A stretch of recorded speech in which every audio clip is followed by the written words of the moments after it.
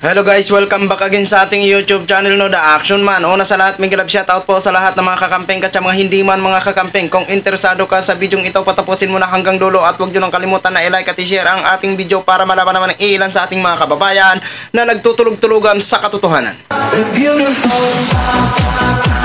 So muli naman nagbabalik ang nag-iisa nyong host na si The Action Man para magbigay ng komentaryo at reaction sa mga mainit ng issue ng bayan. So ito ho mga ka-action, mga kakampeng, no, may gusto lang ho ako na i-share sa inyo. Dapat pa ba tayong magulat sa balitang ito? O pag malaman ito ni Maharlika, baka ikalulumpasay niya ito? Alam naman ho natin na sobrang galit ni Maharlika sa administrasyong Marcos ngayon. Kung malaman naman ito ni Maharlika, abadiw. Sa panahon ngayon, hindi na po ito kagulat-gulat mga ka-aksyon, no? Mamaya isi-share ko po sa inyo ang nasabing balita, ha? Pero ang tanong ho natin dito, nung wala pa sila sa kapangyarihan, bakit hindi po ito nangyari? Bakit nung nakabalik na sila sa kapangyarihan, ngayon lang ito nangyari? Napakasimple lang ng sagot dyan. Dahil sila na ang may power sa Pilipinas. Okay?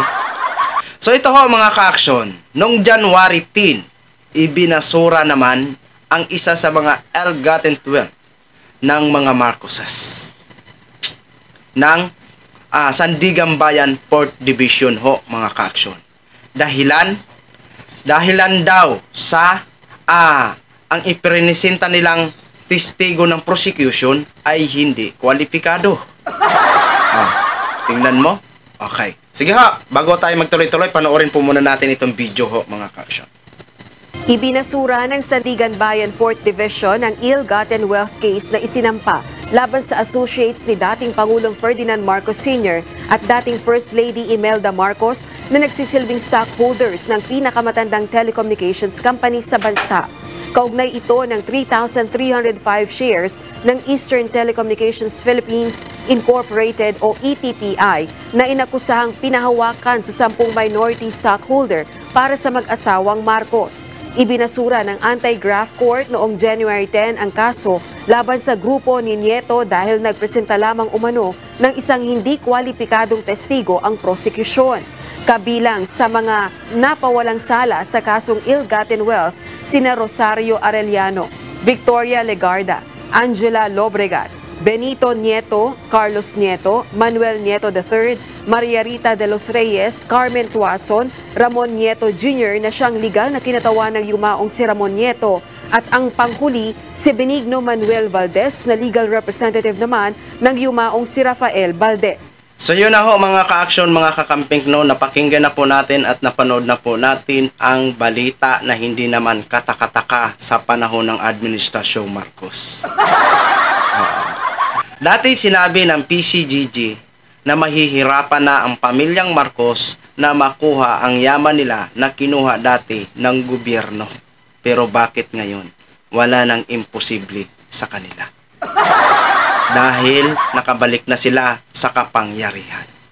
At aside from that, sino ba ang nag-a-appoint ng mga huwis o judge o justice sa mga court? Gaya ng Supreme Court, gaya ng Court of Appeals, Sandigan Bayan, walang iba kung hindi ang presidente. Kaya walang imposible sa mga ganitong sitwasyon o kaso na ibabasura. Diba? Diba, no? Antindi, no? Alam nyo mga ka-action, mga kakamping, balang araw o pagdating ng panahon, baka tayo pa ang may utang sa mga Marcos. Yun ang masakla.